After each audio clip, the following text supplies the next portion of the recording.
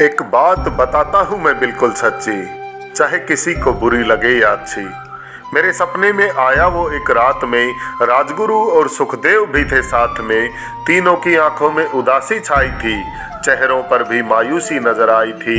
ऐसा लगा कि किसी ने उनका दिल तोड़ दिया था, उनके किसी सपने को अधूरा छोड़ दिया था। काफी देर से छाई खामोशी को तोड़ते हुए मैंने कहा, क्या बात है भगत सिंह, उदास क्यों हो? शेर से दिल वाले उस वीर की आंखों में पानी आ गया। उसकी आंखों में आंसू देखकर मुझे भी रोना आ गया।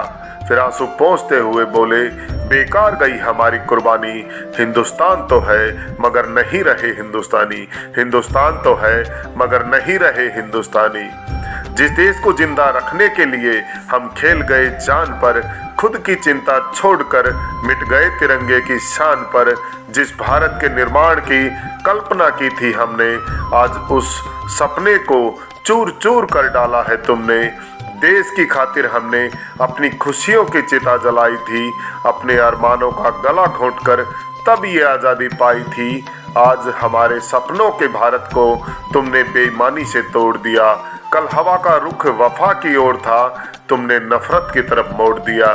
सीने में ज्वालामुखी से फट पड़ते हैं देखकर अपने वतन का हाल। मेहनत का सह मोहताज एक निवाले का, और बेईमान है माला माल। मत भूलो हमने ये आज़ादी अपना लहू देकर पाई थी। ये खूबसूरत रुत कई पतझड़ों के बाद आई थी। हमने समझा कि अब हमारी आत्मा को शांति मिल जाएगी, पर क्या पता था हमारी कुर्बानी यूं बेकार हो जाएगी। जिस आम के पौधे को लहू से सींचा था, उस पर कांटे नजर आते हैं। आज नौजवानों के चेहरों पर उत्साह नहीं, लड़कियों के चांटे नजर आते हैं। उस समय जवानियां देश पर कुर्बान थी, आज अपने स्वार्थ के लिए देश को कुर्बान किया जा रहा है। हम हंसते हंसते फांसी पर झूल गए, आज प्रतिमा पर फूल चढ़ाकर लुटेरों का सम्मान किया जा रहा है। इतने में मेरी आंखों से नींद चली गई, लेकिन दिल में कई सवाल छोड़ गई। क्या कभी उन अमर वीरों की आत्मा को शांति मिल पाएगी? क्या उनके अधूरे सपनों को हम पूरा कर पाएंगे? क्या हम उनकी इस अनमोल धरोहर को सुरक्षित रख पाएंगे? क्या हम उनके सपनों के भारत का निर्माण कर पाएंगे?